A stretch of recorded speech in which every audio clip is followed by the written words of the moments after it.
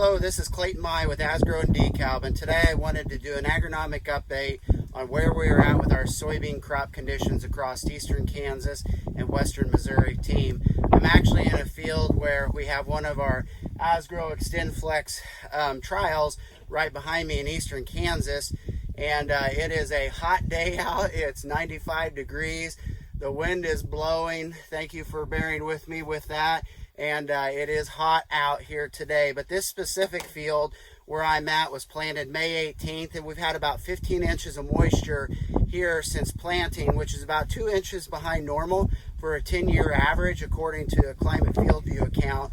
And today, as I walk through just our soybean update, I'm going to talk about three products here real quick, more from just a growth stage standpoint. But the three products I'm going to reference here is Asgrow 37 XF1, Asgrow 42 XF1, and Asgrow 45 XF1. These are all XtendFlex trait platforms, which we're expecting soon for approval.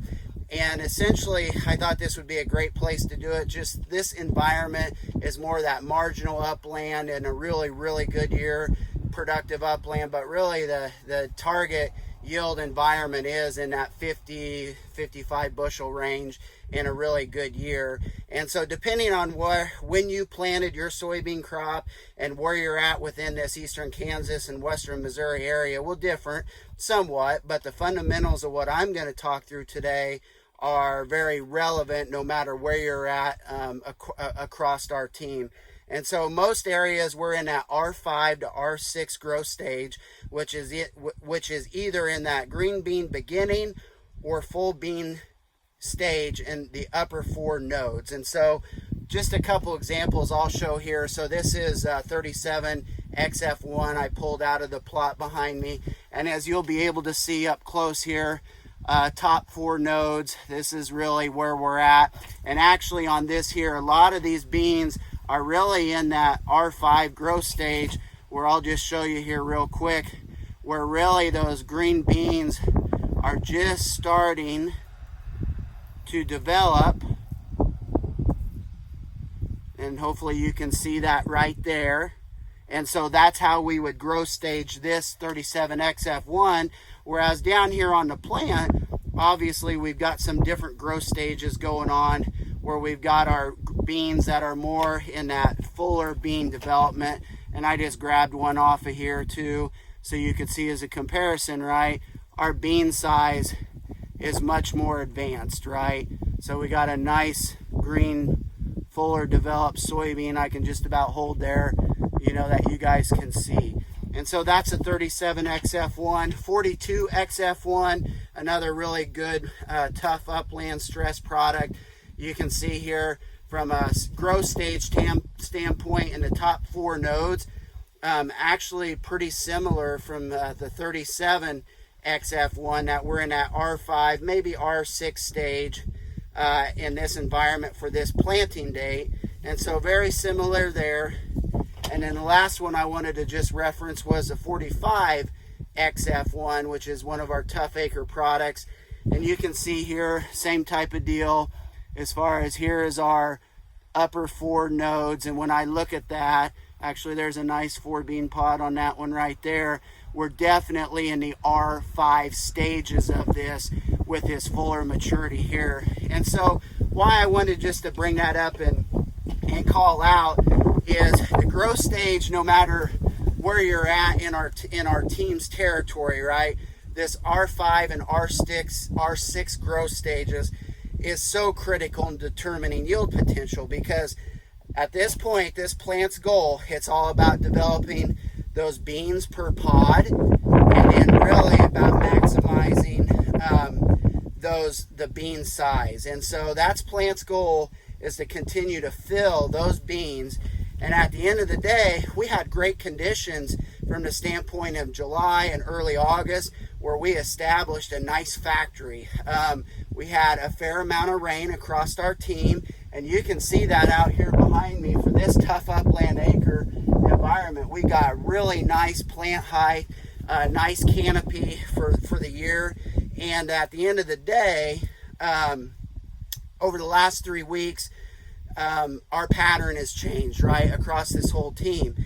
And so the other thing I wanted to talk about as we think through the R5, R6 growth stages is these plants are using about 0.2 to 0.3 inches of moisture per day on our evapotranspiration or our crop water usage. And why that's important is when we endure water stress in a soybean's reproductive stages of R5 and R6, that can have a great yield impact on the yield opportunity as a result of reduced number of seeds per pod, and then just the overall seed size itself. The other things that factor into this is, stress from diseases, fertility deficiency, weed escapes. All those things factor in as well from a stress standpoint.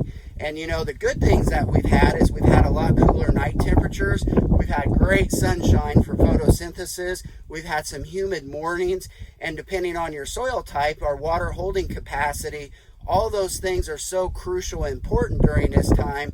But the reality of it is these last 10 to 14 day conditions have more than likely taken off that top end yield potential that 3 to 4 weeks ago that we knew was there. And so I know that there's a lot of people that are still expecting very, very, very good yield and expectations from a bumper crop.